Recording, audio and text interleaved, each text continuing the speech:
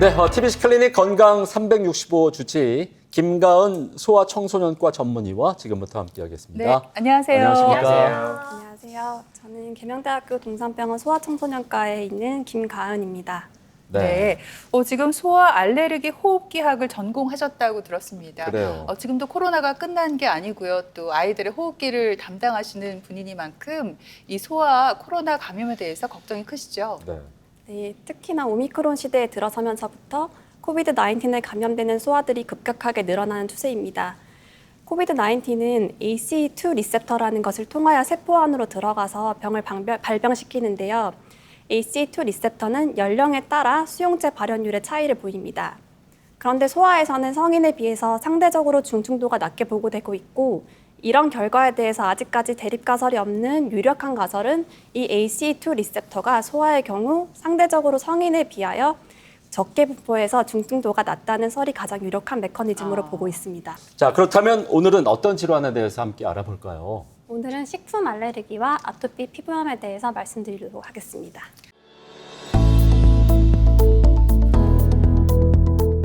소아 아토피 피부염 관리에 있어서는 일단 기본적으로 보습 치료가 가장 중요한 치료 중에 하나이고, 보습은 하루에 가능하면은 3번 이상 하시는 것이 좋습니다. 세상은 넓고 맛있는 음식은 많다? 하지만 그 맛있는 음식을 다 먹을 수 있다면 얼마나 좋을까요? 만약 나에게 알레르기 질환이 있다면 아무리 맛있는 음식이라고 해도 그림의 떡! 음식 알레르기가 있으면 우리 몸이 특정 음식을 유해한 것으로 판단해서 그 음식에 과민 반응이 일어납니다. 심할 경우 치명적인 아나필락시스를 초래하기도 합니다. 이렇듯 비염, 결막염, 천식, 아토피 피부염 등으로 대표되는 알레르기 질환은 삶의 질을 떨어뜨리는데요. 부모 중 한쪽이 알레르기가 있으면 아이에게 알레르기가 발생할 가능성은 약 50%이고, 부모 양측이 알레르기가 있으면 가능성이 약 70%나 된다고 합니다. 그 외 다른 알레르기나 천식이 있는 경우 소화기관이 미성숙한 유아나 신생아의 경우 그 위험이 증가하는데요.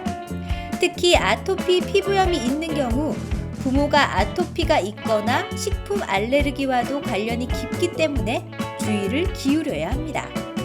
식품 알레르기와 아토피, 치료할 방법은 없는지, 또 어떻게 예방할 수 있는지 지금부터 자세히 살펴봅니다.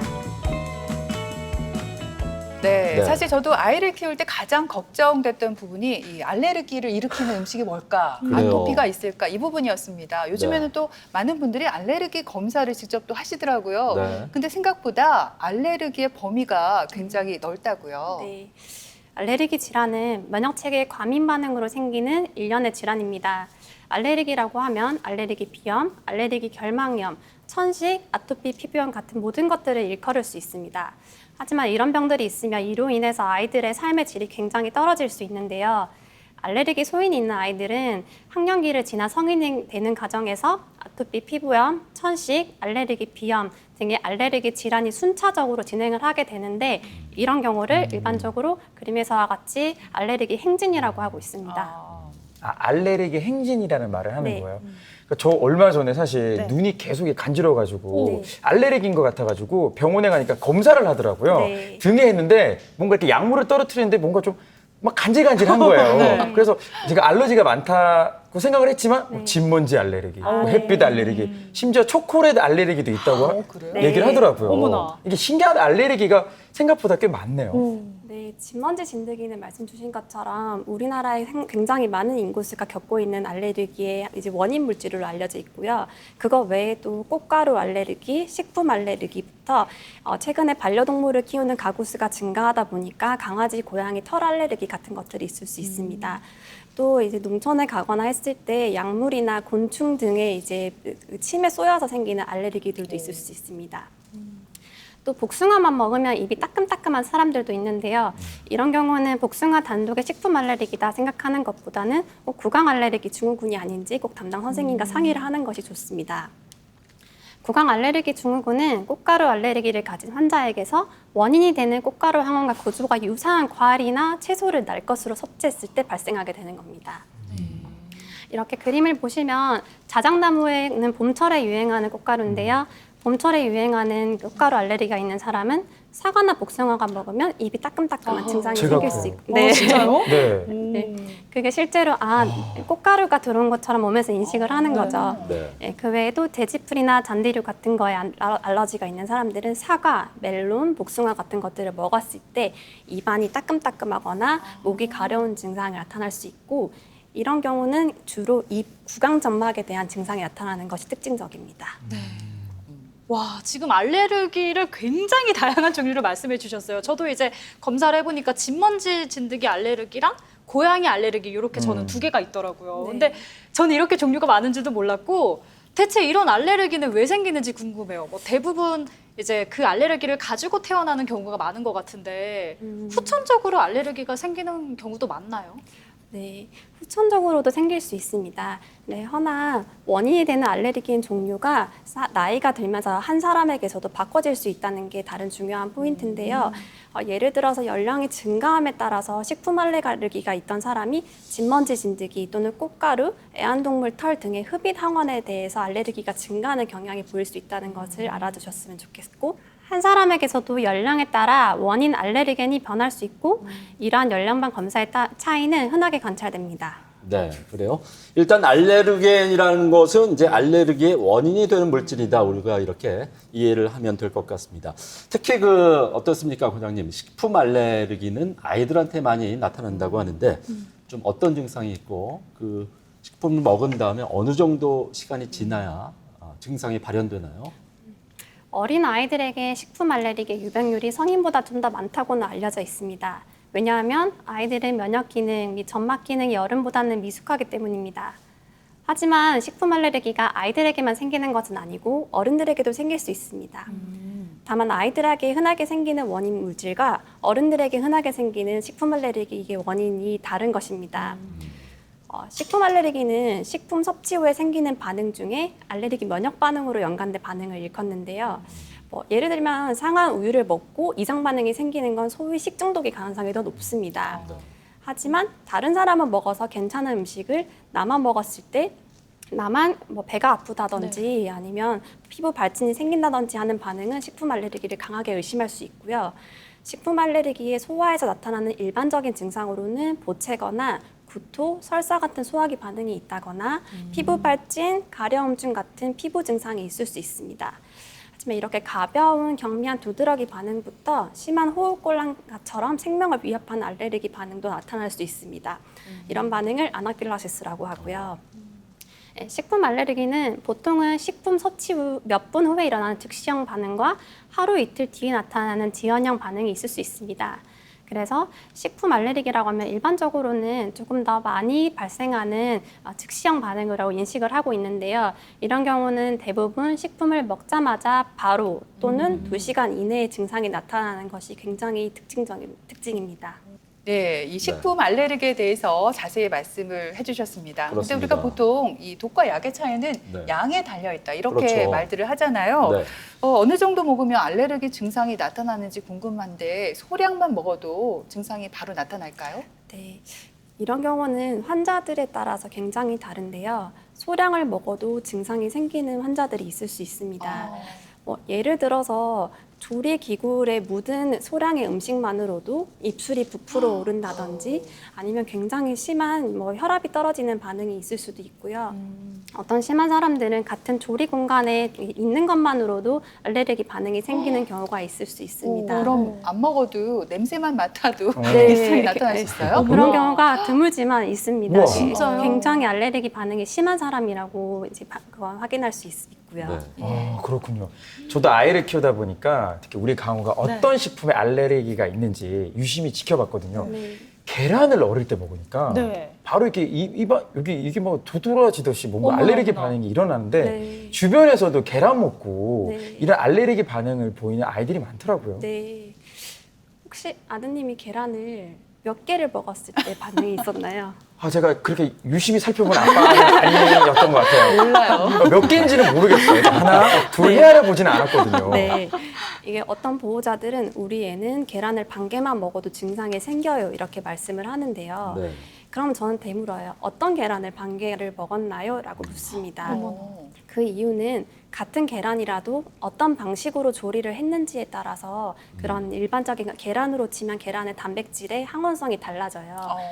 예를 들어 계란을 오래 가열을 하고 많이 끓이게 되면 많이 삶게 되면 계란의 항원성이 줄어요. 그래서 우리 애는 삶은 계란을 잘 먹었는데 스크램블을 먹었더니 입가가 다 뒤집어졌어요. 이렇게 얘기를 해요. 네. 그래서 우리 애는 계란 알레르기인가요? 아닌가요? 라고 하면 계란 알레르기입니다. 이제 그게 결국 음식의 열과 압력을 가할수록 단백질이 변성되는 과정을 이해를 했을 때 나타나는 증상이고요. 그러니까 지금 계란을 예로 들어주셨는데 뭐 날계란, 뭐 후라이, 삶은 네. 계란, 구운 계란 이렇게 뭐 조리 방법에 따라서 알레르기 반응이 다르게 나타날 네. 수가 있다는 말씀이신 거죠? 네, 그럴 수 있습니다. 네. 계란뿐만 아니라 뭐 우유 같은 것들도 뭐 예를 들어 생우유를 먹는다, 요플레를 먹는다와 비스켓에 넣은 우유를 먹는다는 항원성에 조금 차이가 있을 수 있고요. 삶아 먹는 땅콩은 알레르기가 조금 적다고 알려져 있고 미국에서 먹는 볶아 먹는 땅콩은 네네. 알레르기가 좀 더 증가하는 경향이 있을 수 있어서 그런 조리 방식에 따른 음식의 항원성에 그런 변화는 약간씩 차이가 항원에 따른 차이가 있을 수 있습니다. 이런 기사가 있더라고요. 칼국수를 먹고 이제 운동을 하다가 그 이상 반응이 일어나가지고 병원에 갔더니 네. 의사 선생님께서 밀가루 의존성, 운동 유발성, 이 되게 어려워요. 발음 공부하기 좋아요. 아나필락시스. 아나필락시스. 네. 아까 말씀을 해주셨죠. 네네. 네. 근데 그 아나필락시스라는 걸 좀 구체적으로 제가 한번 짚고 넘어가면 좋을 것 같아요. 네. 아나필락시스란 알레르기 원인에 노출된 후에 급격하게 진행되는 전신적인 중증 알레르기 반응입니다. 이게 짧은 시간 내에 여러 장기를 침범하게 돼서 적절한 치료가 없을 시에 생명을 잃을 수도 있습니다. 피부에는 두드러기, 부종, 기도의 기침, 호흡곤란과 같은 천식 증상이 생길 수도 있고요. 구역, 구토, 복통과 같은 소화기 증상을 동반하는 경우도 있고요. 심한 경우에는 혈압이 떨어지는 것과 같은 전신적인 증상이 생길 수 있어서 이런 증상이 있을 때는 즉각적으로 응급 조치를 취해야 됩니다. 그래서 식품 알레르기를 알고 있는 사람들 또는 아나필락시스를 한 번이라도 경험해 본 적이 있는 사람들은 상비약으로 에피네프린 펜을 소지하는 것들을 저희는 권고를 하고 있는데요. 에피네프린은 보통은 보호자들이 일반적으로 집에서 소지할 수 있는 휴대용 펜이고 이 펜을 가지고 옷을 입은 채로 허벅지에 그대로 주사를 하게 되면 이 약이 몸에서 알레르기 반응을 조금 완화시키는 역할을 하게 됩니다. 허나 이제 이걸 주사를 했다고 해서 그러면 보호자들이 아나필락시스인지 아닌지 조금 고민이 되고 이 약을 써도 될지 안 될지 고민이 될 때가 있으실 거예요. 근데 쓰지 않아야 될 상황에서 썼다고 큰 부작용이 생기진 않습니다. 하지만 써야 되는 상황에서 쓰지 않았을 때는 아이의 생명을 위협하는 그런 이벤트가 있을 수 있기 때문에 약을 반드시 사용을 하시고 곧바로 근처에 있는 응급실로 가시는 것을 반드시 권고드립니다. 그럼 결국 소화식품 알레르기 같은 경우에는 이제 이걸 해결할 수 있는 방법이 그 식품을 안 먹는 거잖아요. 그러면 평생 그냥 만약에 계란을 엄청 좋아해요. 근데 평생 계란을 못 먹고 살아야 되고 막 이런 방법밖에 없는 거예요. 식품 알레르기는 평생 동안 식품을 먹지 못하는 경우가 아닙니다. 소화기 식품 알레르기는 연령이 증가함에 따라 보통은 3에서 8세 사이에 6에서 80% 정도, 60%에서 80% 정도가 자연 소실되지만 일부 환자들 또는 성인까지도 지속될 수 있습니다. 원인 식품에 따라서 환자에 따라 차이가 있을 수 있습니다. 계란의 시작 시기는 0에서 1세인데요. 보통 간해가 되는 소실되는 나이는 7살에 75% 정도가 된다고 하고 있고 우유도 마찬가지로 5살 정도에 76% 정도가 되고 있고요. 밀가루는 5세에 80% 정도 소실되는 나이가 옵니다. 하지만 아래쪽에 볼 수 있듯이 생선, 땅콩, 조개류 같은 경우는 평생 지속되는 경향이 있기 때문에 네, 이것은 조심하면서 인지를 하고 있는 과정이 필요합니다. 이런 자연 경과를 고려하여 계란 같은 경우는 일정 기간 동안만 원인 식품을 제거하였다가 서서히 다시 먹이는 방법으로 치료를 하게 됩니다. 원칙상은 관해가 올 때까지 해당 식품을 회피하는 것이 전통적인 식품 알레르기에 대한 접근이고요. 즉시형 식품 알레르기로 진단된 소아는 일정 기간마다 진료와 검사를 통해서 식품 알레르기가 소실되는지 여부를 점검할 필요가 있고 유발 검사를 통해서 최종적으로 완전히 소실되는지 확인하는 과정이 필요합니다. 또한 최종적으로 소실이 되지 않았다고 해도 최근에는 식품 알레르기 치료에 대한 고민을 저희 학회에서 더 많이 하고 있고 연구도 많이 하고 있습니다. 그중 하나가 알레르기 면역 치료인데요. 식품 알레르기 면역 치료는 원인 식품을 조금씩 먹거나 투여하면서 적응을 하게 한 다음에 궁극적으로는 그 식품에 대한 알레르기 반응이 일어나지 않도록 하는 게 목적이고요. 아직은 그 치료 방법에 대해서 완전히 이해를 하거나 성적이 완전하게 보고된 것은 아니라 임상적으로 활발하게 이용되고 있는 것은 아닙니다. 사실 이 알레르기와 더불어서 가장 큰 걱정거리 가운데 하나가 부모님들이 아토피거든요. 네. 알레르기와 아토피 어떤 그 상관관계가 있습니까? 밀접한 관계가 있습니다. 아토피 피부염은 피부 장벽이 깨진 상태인데 정상적인 피부 장벽이 깨지고 난 후에 여러 가지 수분도 밖으로 빠져나가게 되고 균이 몸 안으로 들어오는 그런 상태를 일컫는데요. 깨진 피부 장벽을 통해 음식이 노출되면 알레르기 면역 반응을 더욱더 자극하게 되고 우리 면역 반응이 예민하게 나타나게 됩니다.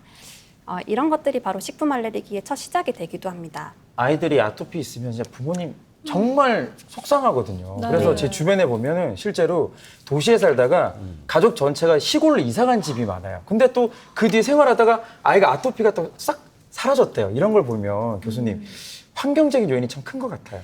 네, 환경적인 요인이 영향을 주기도 합니다. 하지만 이제 사실 공해가 너무 많은 지역에 영향을 줄 수 있어서 그런 경우는 환자마다 다를 수 있습니다. 공기 좋은 곳으로 가면 공해를 피할 수 있고 먼지, 곰팡이, 가축, 곤충 이런 것들로부터의 알레르겐을 피할 수 있을까요? 이제 이런 경우가 좀 난감한데요. 굉장히 공기가 깨끗한 국가로 이사 간 사람들이 항상 알레르기 질환이 없어지지는 않습니다. 예, 그래서 환경적인 요인이 알레르기 또는 아토피 피부염을 악화시킬 수는 있지만 굳이 이사를 가서 관리하기보다는 네. 일상에서의 정기적인 진료와 알레르기 검사를 통한 알레르기 원인 인자를 찾은 이후에 악화 인자의 적절한 회피를 하면서 조심을 하고 적절하고 정확한 치료를 하는 것이 충분한 경우도 있습니다. 그리고 단순히 환경적인 요인뿐만 아니라 유전적인 요인도 아토피 피부염에 큰 영향을 끼치고 있습니다. 큰 원인 중에 하나로는 이제 부모님 중에 한 분이 아토피 피부염이 있으면 50% 정도에서 아이가 아토피 피부염이 발생하는 경우도 있고요. 많게는 이제 부모님이 모두 아토피 피부염이 있는 경우는 80% 정도까지 아토피 피부염이 발생할 수 있습니다. 그렇군요. 그러니까 부모 중에 한 명이라도 아토피가 있으면 아이에게도 아토피가 발병할 확률이 있다는 거네요. 주변에 보면 이제 어른들 중에서도 아토피 피부염을 계속 가지고 있는 분들이 있거든요. 그리고 또 어떤 분들은 뭐 아토피는 불치병이다, 그냥 평생 가지고 가야 한다 이런 얘기도 있는데 근데 이제 소아 아토피 피부염 같은 경우는 아무래도 초기니까 치료하면 나을 수 있지도 않을까요? 네, 이게 소아 알레르기는 환자마다 모두 같은 모양은 아닙니다. 처음에는 아토피 피부염으로 시작했다가도 좋아지면서 식품 알레르기가 생기기도 하고 식품 알레르기와 아토피 피부염이 같이 존재하기도 하고요. 식품 알레르기가 좋아졌는데 아토피 피부염이 막 생기면서 악화가 되는 경우 또는 비염이나 천식으로 고생하는 경우도 굉장히 많습니다.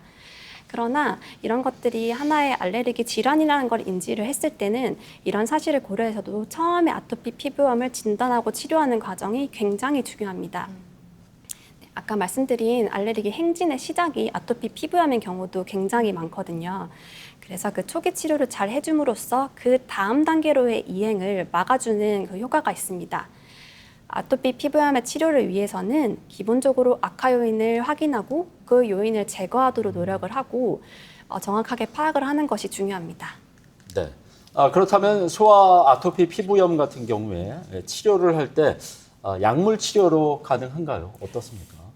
예. 염증이 없고 건조함만 있다면 규칙적인 보습을 하는 것으로도 충분할 수 있으나 아토피 피부염 염증이 생겼다면 아토피 피부염의 치료에서 흔하게 사용하는 약물들을 고려할 수 있습니다. 가장 흔하게 사용하는 약물은 아실 것 같은데요. 알레르기 염증을 조절하기 위한 국소 스테로이드 제제입니다. 그 외에는 아이들의 가려움증을 치료하는 항히스타민제나 비스테로이드성 바르는 국소용 면역 조절제, 아니면 2차 감염을 조절하기 위한 항생제 등이 있습니다. 스테로이드를 사용할 때는 강도를 조절해서 사용을 해야 하기 때문에 꼭 담당 선생님과 상의하셔서 어떤 단계의 약을 얼마나 어떤 양으로 바를지를 꼭 상의를 하시고요. 끊으실 때도 어떻게 끊을지 빈도를 상의하면서 끊는 것이 필요할 것 같습니다. 네. 네. 기본적으로 아토피 피부염에는 스테로이드를 쓴다 네. 이렇게 알고 있어요. 네. 근데 이게 또 심한 아이들의 경우 연고를 발라도 잘 낫지 않아서 고생을 하는 경우도 있는데 스테로이드 말고도 다른 약은 없을까요? 듀필류맙이라는 생물학적 제제가 최근에 중증 아토피 피부염 환자들에게 굉장히 많이 사용하고 있습니다. 네. 그런 생물학적 제제가 여러 가지들이 있는데요. 6세 이상부터 허가될 수 있는 것들은 사실 나이 제한이 굉장히 많은 있는 약들이 많아서 소아에게서는 쓸 수 있는 약들이 조금 한계가 있는데요. 방금 제가 말씀드린 그런 생물학적 제제는 6세 이상의 중증 아토피 피부염 소아들에게 허가된 생물학적 제제를 일컫는 말입니다. 아, 그러니까 이게 이제 성인이 많이 맞는다는 이야기는 들었는데, 네. 그러니까 소아도 맞을 수가 있다는 말씀이신 거죠? 네, 적응증은 6세 이상의 소아에게서도 맞을 수는 있는데요. 성인과의 차이점은 성인은 급여가 돼서 산정특례라는 보험의 혜택을 받을 수 있습니다. 중증도를 측정을 해서 여러 가지 일련의 과정들을 거쳐서 보험을 받을 수 있지만 안타깝게도 아직 소아에게서는 적응증은 있으나 보험 혜택은 받지 않아 경제적으로 약간 부담이 있을 수는 있습니다. 어쨌든 그 부모님들 입장에서는 아토피로 아이가 고생을 하는데 이거 희소식인데 분명히 그렇게 생각할 수 있을 것 같습니다. 듀필류맙이라는 생물학적 제제인데 이게 효과가 어느 정도나 되나요? 네, 그림을 보시면요. 네. 여기 옆에 있는 제일 왼쪽 위쪽에 있는 이지 스코어가 아토피 피부염의 중증도를 나타내는 그런 수치입니다. 이 듀피젠트라는 이 생물학적 제제를 사용하고 난 이후에 의미 있게 이 점수가 완화되는 것을 볼 수 있고요. 수면의 질이라든지 아니면 오른쪽 아래에 있는 가려움에 대한 증상이라든지 이 모든 것들이 유의미하게 증상이 호전되어 있다는 것을 확인할 수 있고 오른쪽의 페이퍼에서도 볼 수 있듯이 여러 가지 면역 조절제 또는 스테로이드의 사용에도 조절되지 않던 만성 아토피 피부염 환자들이 이런 약제를 사용하고 나서 증상 또는 가려움증 같은 증상이 확실하게 호전됐다는 보고들이 자주 있습니다. 네. 예, 네. 그렇군요. 아주 효과적인 약이라는 생각이 드는데 네. 듀피젠트 같은 경우에는 어느 정도 간격으로 맞아야 효과가 있는지 아무래도 가격도 있고 하니까 자주 그래요. 맞을 수는 없을 것 같거든요. 네, 연령 또는 체중에 따라서 투여하는 기간과 용량이 다르고요. 체중에 따라 연령에 따라 300mg 또는 200mg을 피하로 2주 내지 4주 간격으로 연령에 맞춰서 투여하게 됩니다. 보니까 아토피 환자들은 평상시에 네. 보습 관리 아우. 진짜 중요하더라고요. 그래서 네. 뭐 몸에 좋으면 이렇게 뭐 로션 같은 거 많이 바르고 하던데 엄청 관리가 중요하죠. 네, 아토피 피부염 환자들은 피부 장벽의 이상으로 수분 손실이 증가하기 때문에 피부가 굉장히 건조합니다. 이것을 예방하고 관리하는 방법은 적절하게 보습 관리를 하고 그 외에도 목욕과 다른 보습제 같은 걸 잘 사용하는 것이 꼭 필요한데요. 보습제는 가능하면은 하루에 3번 이상 정도 사용을 하는 것이 권고가 되고 있고요. 목욕을 하게 되는 것은 하루에 1번 정도, 15분 정도의 미지근한 물로 탕욕을 하는 것이 추천됩니다. 하지만 과도하게 때밀이를 한다거나 아니면 반신욕을 너무 뜨거운 물로 한다거나 하는 건 추천되지 않고 있고요. 아기를 씻기고 나서 수건으로 가볍게 두드려서 닦으신 다음에 3분 이내에 보습제를 바로 바르는 것을 권고드리고 있습니다. 네. 아토피로 고생해 보지 않으면 정말 그 고통을 모른다고 그러니까요. 하더라고요. 하물며 또 우리 아이들은 얼마나 고생일까요? 근데 어쨌든 이것도 치료를 꾸준히 하다 보면 언젠가는 그 고통에서 벗어날 수가 있겠죠. 네. 꾸준한 치료와 근거 있는 치료를 한다면 이 병은 꼭 관리가 될 수 있는 병이라고 말씀드리고 싶습니다.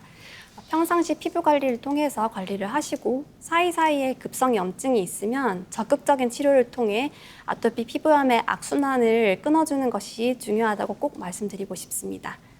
네, 알겠습니다. 자, 오늘 이렇게 소아 알레르기와 아토피에 관한 자세한 내용들을 함께 알아봤습니다. 네. 오늘 좋은 말씀 해주신 김가은 교수님, 좋은 말씀 감사드립니다. 네, 고맙습니다. 고맙습니다.